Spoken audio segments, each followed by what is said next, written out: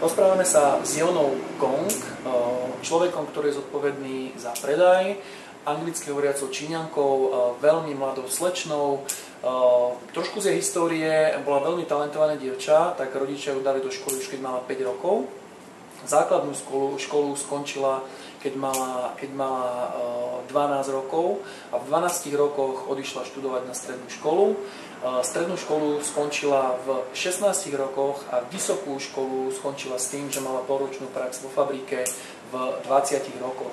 Takže možno trošku inšpirácie pre našich študentov, ktorí ešte veselo študujú do 30-ky. Jona doštudovala, keď mala 20 rokov, už mala polročnú prax a začala pracovať v jednej firme. Potom prešla do druhej firmy a následne do tejto spoločnosti, kde je zodpovedná za predaj v Európe. Jona Gong má 23 rokov, má 3,5 ročnú prax v branži a trošku sa s ňou porozprávame, aby možno naši mladí ľudia videli, akým spôsobom pracujú Číňania, akým spôsobom si zarábajú, aké majú očakávania od života, aký majú život a tak ďalej a tak ďalej. Takže, so Jona, I just made a short introduction of yourself. I was talking about your school, about your parenthood and so on.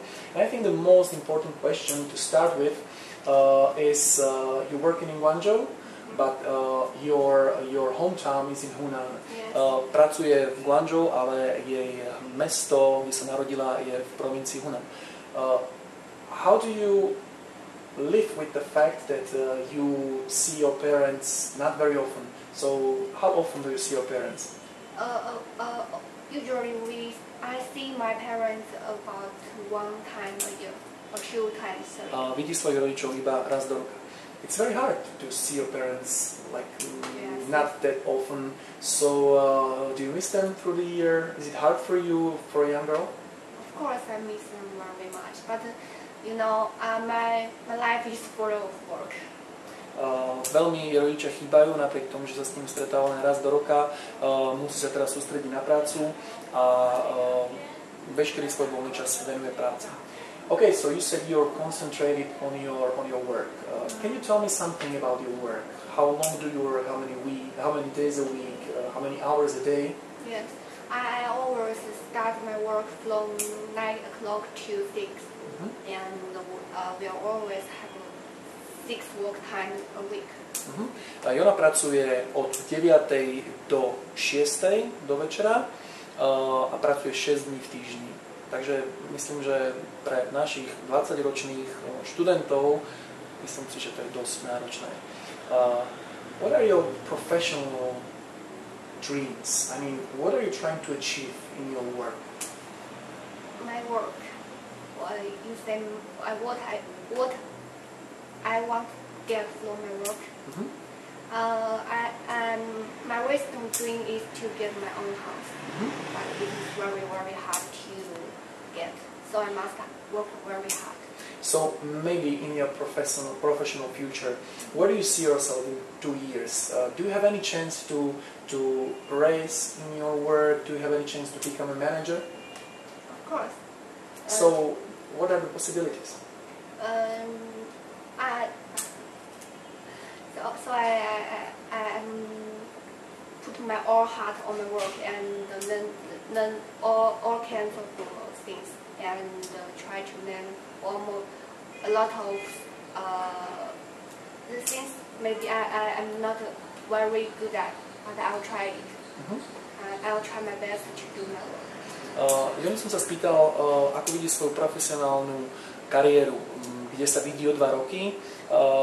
Číňania v skrátkosti povedala, že robí všetko preto, aby bola dobrá, aby bola profesionálna a aby urobila všetko, čo od nej jej práca a nadriadení vyžadujú.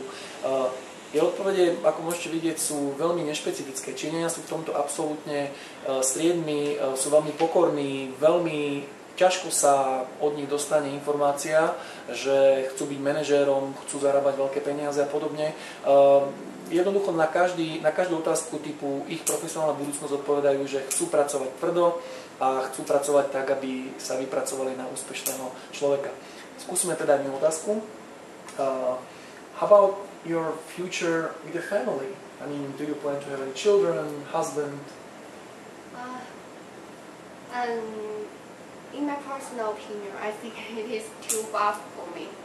So what is too far? Do you plan to raise a family in 3 years, 4 years, 5 years? Maybe in my opinion, I want to finish this is between before my 30 years old. So you want to work till you're 30 years old, and then you start to think about the family? Almost. Na moju otázku, či plánuje rodinu, kedy plánuje rodinu a podobne, Jona odpovedala, že nemá ani priateľa, pretože 6 dní v týždni sa venuje práci a určite najbližších 10 rokov nebude plánovať ani nejaký pevný zväzok, nebude plánovať ani žiadneho manžela, detí alebo podobne, takže naozaj sa chce 100% sústrediť na svoju kariéru.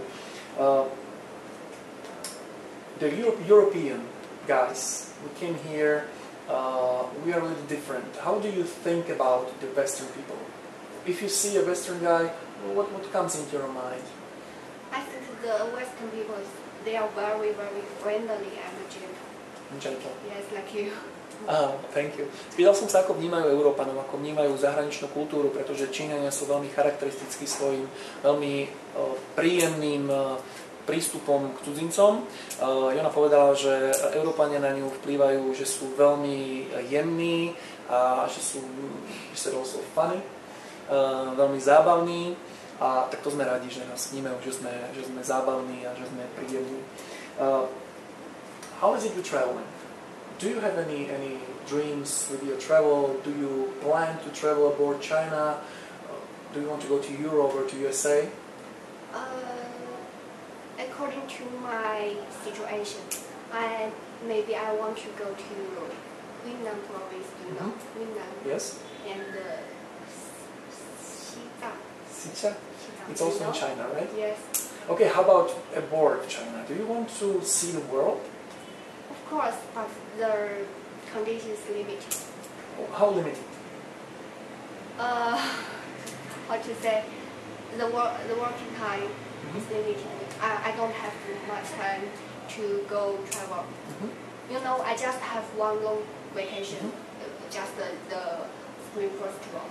But I must stay at home with my parents and my young brother. Yes. V jednoduchosti na moju otázku, či túži cestovať, vidieť svet, vidieť iné krajiny, ona povedala, že určite by rada išla do Sichuan provincie, určite by rada išla do iných provincií v rámci Číny. Na otázku, či nechce ísť mimo Číny, povedala, že možnosti pre ňu sú tak neskutočne limitované, že nad tým prakticky vôbec nepremýšľa. Číňania majú totižto, nemajú dovolenky. Majú jedine 20 dní voľna počas celého roku, keď je tzv. Spring Festival, je to vo februári, kedy je nutnosť navštíviť rodinu. A to je prakticky jediný čas, kedy ona chodí a vidí svojich rodičov a navštevuje ich. To znamená, pre mňa je úplne nepredstaviteľné, že by si zobrala dovolenku v lete a išla by napríklad do Chorvátska, ako chodíme my, alebo na Karibik. Jediný voľný čas pre ňu je Spring Festival, 20 dní, a povinnosťou je návšteva svojich rodičov, čo sa ja nečudujem, keby som svojich rodičov nevedel rok, tak asi by som nechcel ísť na Karibik, ale chcel by som ich vidieť. I see that your life is pretty filled up with work, with your professional career. You don't have time for a boyfriend, you don't have time for a spare time, for vacation. In general, what is your dream in your life? What do you want to achieve in 10 years, 20 years? What do you dream about? I think it's very easy. I have more time to do what I want to do. What is it? Maybe go around the world. Maybe. Go around the world? Yes. By yourself or with somebody? I don't want to be alone. You don't want to be alone. So Yes. with your family? My family, my friends also okay. Do you think that it's possible for you to travel around the world? A little chance. Little chance. Na otázku, aký je Jonin najväčší životný svet, povedala, že by chcela so svojou rodinou precestovať okolo sveta. Myslím, že na naše podmienky to nie je až také nereálne. A spýtal som sa jej, že ak vidí svoju šancu v v tomto svojom sne a povedala, že little chance. Asi taká šanca, ako keby som si ja chcel kúpiť kozmickú loď a vycestovať na Mars, ale tak na to predstavství sú. Jona, thank you very much for the interview. You were great. Thank you. I hope people in Slovakia will have a little more imagination about how the life is going here, about how hard the people in China are working for their salaries and their food, and for the dream. Yes. Exactly. And I hope you will get a lot of respect, and maybe you'll get some SMS messages, text messages from Slovakian people who will love to meet with you, and maybe also some admirers will send you some emails that I want to live with you because you're very nice and from my point of view, very honest. Thank you very much. Okay, thank you. You were great!